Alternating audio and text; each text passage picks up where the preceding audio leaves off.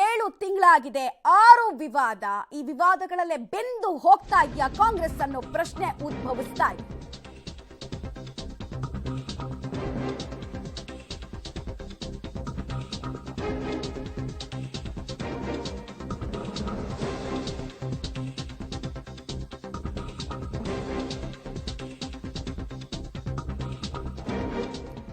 ವಿವಾದಗಳನ್ನ ಮೈ ಮೇಲೆ ಎಳೆದುಕೊಂಡು ಕೈ ಸುಟ್ಕೊಳ್ತಾ ಕಾಂಗ್ರೆಸ್ ಅನ್ನೋ ಪ್ರಶ್ನೆ ಈಗ ಕಾಂಗ್ರೆಸ್ನ ಕಾರ್ಯಕರ್ತರನ್ನೇ ಕಾಡೋದಕ್ಕೆ ಶುರುವಾಗ್ತಾ ಇದೆ. ಜನಪ್ರಿಯ ಗ್ಯಾರಂಟಿ ಯೋಜನೆಗಳ ಅಮಲಿನಲ್ಲಿ ಯಶಸ್ಸಿನ ಅಲೆಯಲ್ಲಿ ತೇಲ್ಬೇಕಾಗಿದ್ದ ಕಾಂಗ್ರೆಸ್ ಈಗ ಜಿಜ್ಞಾಸೆಗೆ ದೂಡಲ್ಪಟ್ಟಿದೆ. ಹಿಂದೂ ವಿರೋಧಿ ಹೇಳಿಕೆಗಳೇ ಕಾಂಗ್ರೆಸ್ಗೆ ಲೋಕಸಮರದಲ್ಲಿ ಮುಳುವಾಗುತ್ತಾ ಅನ್ನೋ ಪ್ರಶ್ನೆ ಸದ್ಯಕ್ಕೆ ಉದ್ಭವಿಸ್ತಾ ಇದೆ. ಪದೇ ಪದೇ ಹಿಂದೂ ವಿರೋಧಿ ಹೇಳಿಕೆಗಳು, ಹಿಂದೂಗಳ ಸೆಂಟಿಮೆಂಟ್ಗೆ ಧಕ್ಕೆ ಆಗುವಂತಹ ಸ್ಟೇಟ್ಮೆಂಟ್ಗಳು ಬರ್ತಾ ಇದೆ ಅನ್ನೋದು ಹಿಂದೂಗಳ ವಾದ ಆಗ್ತಾ ಇದೆ, ಅವರ ಆರೋಪ ಆಗ್ತಾ ಇದೆ. ಹಾಗಾದ್ರೆ ಇದೆಲ್ಲವೂ ಕೂಡ ಕಾಂಗ್ರೆಸ್ಗೆ ಮುಳುವಾಗುತ್ತಾ ಲೋಕಸಭೆ ಚುನಾವಣೆಯಲ್ಲಿ 2013ರಿಂದ 18 ತನಕ ಕಾಂಗ್ರೆಸ್ ಯಾವ ಹಾದಿಯಲ್ಲಿ ಸಾಗಿ ಅಧಿಕಾರದಿಂದ ದೂರ ಉಳಿದಿತ್ತೋ ಅದೇ ಹಾದಿಯನ್ನ ಪುನಃ ಕಂಟಿನ್ಯೂ ಮಾಡ್ತಾ ಇದೆ ಅಧಿಕಾರಕ್ಕೆ ಬಂದ ಬಳಿಕ ಅನ್ನೋ ಪ್ರಶ್ನೆ ಹಾಗೂ ಜಿಜ್ಞಾಸೆ ಎಲ್ಲರಲ್ಲೂ ಕಾಡ್ತಾ ಇದೆ.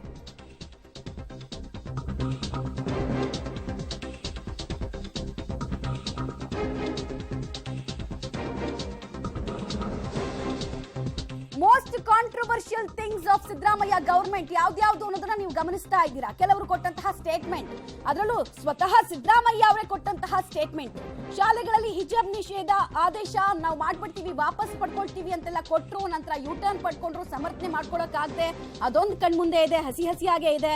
ಮತ್ತೊಂದ್ ಕಡೆಗೆ ಬೆಳಗಾವಿಯಲ್ಲಿ ಸೆಷನ್ ನಡಿಬೇಕಾದ್ರೇನೆ ಈ ಕಡೆ ಮುಸ್ಲಿಮರಿಗೆ 10,000 ಕೋಟಿ ಘೋಷಣೆಯನ್ನ ಮಾಡಿದ್ರು. ಮೇಜರ್ ಅನೌನ್ಸ್ಮೆಂಟ್ ಹೇಗ್ ಮಾಡೋದಕ್ಕೆ ಸಾಧ್ಯ? ಈ ರೀತಿಯಾದಂತಹ ಅನೌನ್ಸ್ಮೆಂಟ್ ಬೇಕಿತ್ತ ಅನ್ನೋ ಪ್ರಶ್ನೆ ಇತ್ತು. 31 ವರ್ಷಗಳ ಹಳೆ ಕೇಸನ್ನ ರಿಓಪನ್ ಮಾಡಿ ಕರಸೇವಕನನ್ನ ಬಂಧಿಸೋ ಪ್ರಕರಣ ಕೂಡ ಈಗ ಹೊತ್ತಿ ಉರಿಯುವಂತೆ ಮಾಡ್ತಾ ಇದೆ. ಗೋದ್ರಾ ರೀತಿ ಕರ್ನಾಟಕದಲ್ಲೂ ಕೂಡ ಆದ್ರೂ ಆಗಬಹುದು, ಆ ಬಗ್ಗೆ ಇನ್ಫಾರ್ಮೇಶನ್ ಇದೆ ಅಂತ ನಿನ್ನೆಷ್ಟೇ BK ಹರಿಪ್ರಸಾದ್ ಅವರು ಕೊಟ್ಟಂತಹ ಹೇಳಿಕೆ.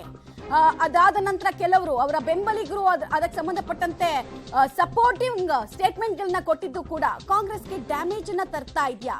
ಕಾಂಗ್ರೆಸ್ ಗಳಿಸಿದ್ದೇನು ಅನ್ನೋ ಪ್ರಶ್ನೆಗಿಂತ ಕಳ್ಕೊಳ್ಳಿದ್ದೇನು, ಕಳ್ಕೊಳ್ತಾ ಇರೋದು ಯಾವ ಪ್ರಮಾಣ ಅನ್ನೋ ಆತಂಕ ಸ್ವತಃ ಕಾಂಗ್ರೆಸ್ನ ಕಾರ್ಯಕರ್ತರನ್ನೇ ಕಾಡ್ತಾ ಇದೆ. ಮೋಸ್ಟ್ ಕಾಂಟ್ರವರ್ಷಿಯಲ್ ಥಿಂಗ್ಸ್ ಯಾವ್ದಾವ್ದು ಆಗಿದೆ ಅನ್ನೋದ್ರ ಬಗ್ಗೆ ಡೀಟೇಲ್ಸ್ ಅನ್ನ ಕೂಡ ನೀವು ನೋಡ್ತಾ ಇದ್ದೀರಾ. ಇನ್ನೊಂದ್ ಕಡೆಗೆ ಮುಸ್ಲಿಂ ಸ್ಪೀಕರ್ಗೆ ಈ ತೆಲಂಗಾಣ ಚುನಾವಣೆ ಸಂದರ್ಭದಲ್ಲಿ ಜಮೀರ್ ಅಹಮದ್ ಖಾನ್ ಅವರು ಕೊಟ್ಟಂತಹ ಸ್ಟೇಟ್ಮೆಂಟ್, ಮುಸ್ಲಿಂ ಸ್ಪೀಕರ್ಗೆ ಬಿಜೆಪಿಗರು ನಮನ ಸಲ್ಲಿಸ್ತಾರೆ, ಸಲಾಂ ಹೊಡಿತಾರೆ, ನೋಡಿ ಇದೆಲ್ಲ ಕಾಂಗ್ರೆಸ್ ಸಾಧನೆ ಅಂತೆಲ್ಲ ಹೇಳಿ ಧರ್ಮದ ಲೇಪನವನ್ನ ಹಚ್ಚೋ ಕೆಲಸವನ್ನು ಮಾಡಿತ್ತು. ಧರ್ಮದ ಲೇಪನವನ್ನ ಅವ್ರು ಬಳಿತಾ ಇದ್ರೆ ಇಲ್ಲಿದ್ದವ್ರು ಕೆಲವರು ಅವ್ರನ್ನ ಸಮರ್ಥಿಸಿಕೊಳ್ಳೋ ಕೆಲಸವನ್ನ ಮಾಡಿ ಭೌತಿಕ ದಿವಾಳಿತನವನ್ನ ಪ್ರದರ್ಶನ ಮಾಡಿದ್ದು ಕೂಡ ಕಾಂಗ್ರೆಸ್ಗೆ ಎಲ್ಲೋ ಒಂದ್ ಕಡೆ ಮೇಜರ್ ಡ್ಯಾಮೇಜ್ ಅನ್ನ ತರ್ತಾ ಇದೆಯಾ ಅನ್ನೋ ಪ್ರಶ್ನೆ ಇದೆ. ಹಿಜಾಬ್ ಅದು ವಾಪಸ್ ತಗೊಂಡ್ಬಿಡ್ತೀವಿ, ಏನ್ ಹಿಜಾಬ್ ಇಲ್ಲ ಈಗ.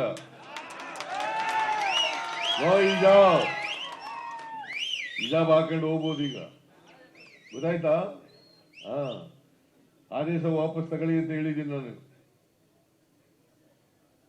ಈಗ ಡ್ರೆಸ್ ಹಾಕೊಳ್ಳೋದು, ಊಟ ಮಾಡೋದು ನಿಮ್ಗೆ ಸೇರದ್ದು, ನಾನು ಯಾಕೆ ನಿನ್ಗೆ ಅಡ್ಡಿಪಡಿಸ್ಲಿ? ಹಿಜಾಬ್ ಅದು ವಾಪಸ್ ತಗೊಂಡ್ಬಿಡ್ತೀವಿ, ಏನ್ ಹಿಜಾಬ್ ಇಲ್ಲ ಈಗ.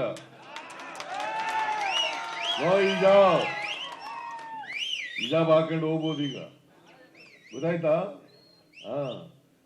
ಆದೇಶ ವಾಪಸ್ ತಗೊಳ್ಳಿ ಅಂತ ಹೇಳಿದ್ದೀನಿ ನಾನು.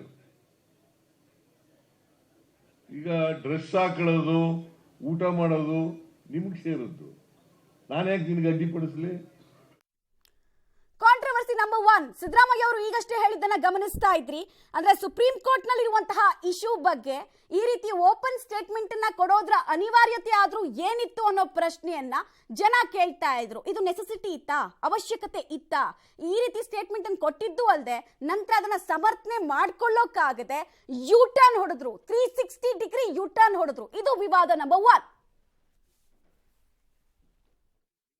ಈ ದೇಶದ ಸಂಪತ್ತಿನಲ್ಲಿ ಪಾಲ್ ಸಿಗಬೇಕು.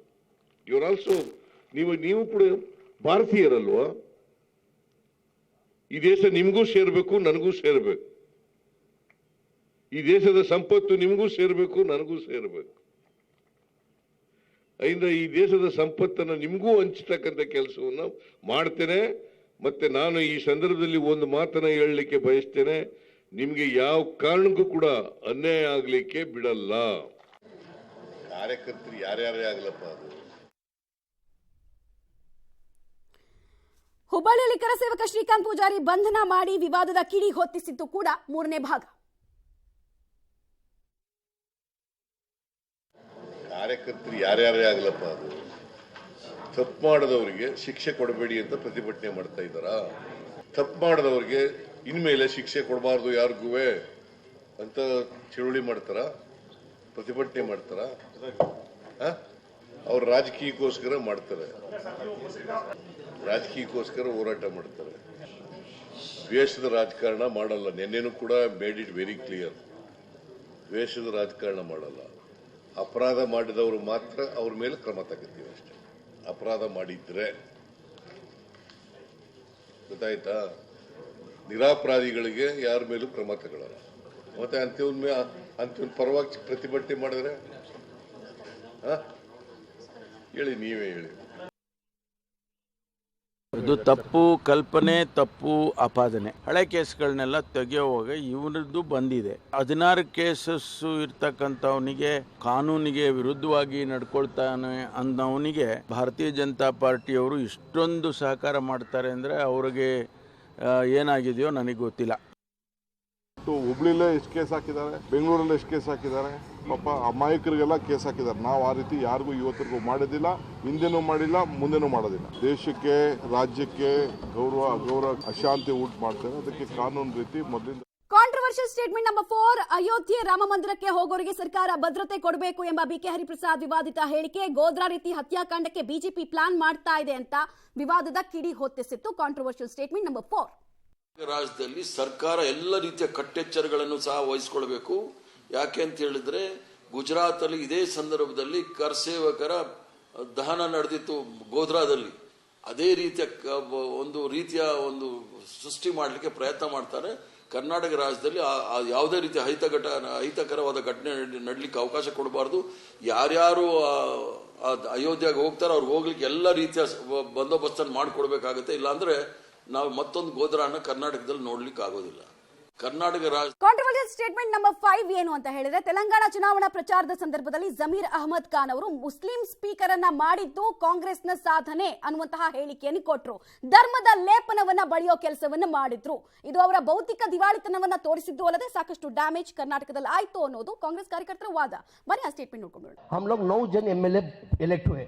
मुसलमान एमएलए 17 सीट दिए थे, 17 के अंदर 9 जन इलेक्ट हुए. 9 जन इलेक्ट होने के बावजूद के अंदर 5 जन को पावर दिया गया है. जमीर अहमद खान को 3 पोर्टफोलियो देके मिनिस्टर बनाया गया है. रहीम खान को मिनिस्टर दिया गया है. सलीम अहमद साहब बैठे तो उनको चीफ विप बनाया गया है. अभी हाल ही के अंदर नसीर अहमद साहब गए, उनको पॉलिटिकल सेक्रेटरी बनाया है. आज तक कर्नाटका हिस्ट्री के अंदर कोई मई का लाल स्पीकर नहीं बनाया था. आज स्पीकर बनाने वाले कांग्रेस पार्टी यूटी खादर साहब को आज अच्छे जो बीजेपी के लीडर है ना, आके हमारे यूटी खादर के साहब नमस्कार करके खंडा चाहिए. वो बनाने वाली कौन? कांग्रेस. ಒಳ್ಳೆದಾಯ್ತಲ್ಲ ಅವರೇ. ಇನ್ನೊಂದು ಕಡೆಗೆ ಮಾಜಿ ಸಚಿವ ಆಂಜನೇಯ ಅವರ ಹೇಳಿಕೆಯನ್ನ ನೀವು ಗಮನಿಸಿರಬಹುದು. ಅಯೋಧ್ಯೆಯಲ್ಲಿ ನಿರ್ಮಾಣ ಆಗ್ತಾ ಇರುವಂತಹ ರಾಮ ಬಿಜೆಪಿಯವರ ರಾಮ. ಈ ಸ್ಟೇಟ್ಮೆಂಟ್ ನೆಸೆಸಿಟಿ ಇತ್ತ? ರಾಮ ಜನ್ಮಸ್ಥಳ ಯಾವುದು ಅನ್ನೋದು ರಾಮಾಯಣ ಓದಿರೋ ಪ್ರತಿಯೊಬ್ಬರಿಗೂ ಗೊತ್ತು. ಇವ್ರಿಗೆ ಗೊತ್ತಿರಲಿಲ್ವಾ ಅನ್ನೋ ಪ್ರಶ್ನೆಯನ್ನ ಜನ ಕೇಳ್ತಾ ಇದ್ದಾರೆ. ಆ ಬಗ್ಗೆ ಕೂಡ ಒಂದು ಸ್ಟೇಟ್ಮೆಂಟ್ ಇದೆ, ಬನ್ನಿ ನೋಡ್ಕೊಂಡು. ಒಳ್ಳೇದಾಯ್ತಲ್ಲ, ಅವರೇ ರಾಮ, ಸ್ವತಃ ಸಿದ್ದರಾಮಯ್ಯನೇ ರಾಮ. ಆ ರಾಮಗೆ ಹೋಗಿ ಯಾಕೆ ಪೂಜೆ ಮಾಡಬೇಕು? ಅವ್ರ ಊರಿನಲ್ಲೇ ರಾಮ ಮಂದಿರ ಇದೆ, ಅಲ್ಲಿ ಹೋಗಿ ಪೂಜೆ ಮಾಡ್ತಾರೆ ಅಲ್ವಾ? ಅಲ್ಲಿ ಯಾಕೆ ಹೋಗ್ಬೇಕು? ಅವರು ಬಿಜೆಪಿ ರಾಮ, ಅದು ಬಿಜೆಪಿ ಅವ್ರನ್ನ ಇವ್ರನ್ನ ಕಲಿಸ್ಕೊಂಡು ಭಜನೆ ಮಾಡ್ತಾರೆ. ಮಾಡ್ಕೊಳ್ಳಿ, ನಮಗೇನಂತೆ. ನಮ್ಮ ರಾಮ ಎಲ್ಲ ಕಡೆಗಿದ್ದಾನೆ, ನಮ್ಮ ರಾಮ ಎದೆಯಲ್ಲೇ ಇದ್ದಾನೆ. ನಾನು ಆಂಜನೇಯ ಏನು ಮಾಡಿದ ಅನ್ನೋದು ಗೊತ್ತಲ್ಲ ಅಲ್ವಾ? ನಾವೆಲ್ಲ ಶ್ರೀರಾಮನ ಭಕ್ತರು. ಮಂದಿರ ಸಾಕು, ಇನ್ನೂ ಜನ ಮನನ ಕಟ್ಟ್ರಿ. ಇನ್ನೂ ಜನಗಳು, ಈ ದೇಶದ ಜನ ನಾಯಿ ನರಿಗಳು ಕೂಡ ವಾಸ ಮಾಡಲಿಕ್ಕೆ ಯೋಗ್ಯವಲ್ಲದಂಥ ಸ್ಥಳದಲ್ಲಿ ವಾಸ ಮಾಡ್ತಾ ಇದ್ದಾರೆ.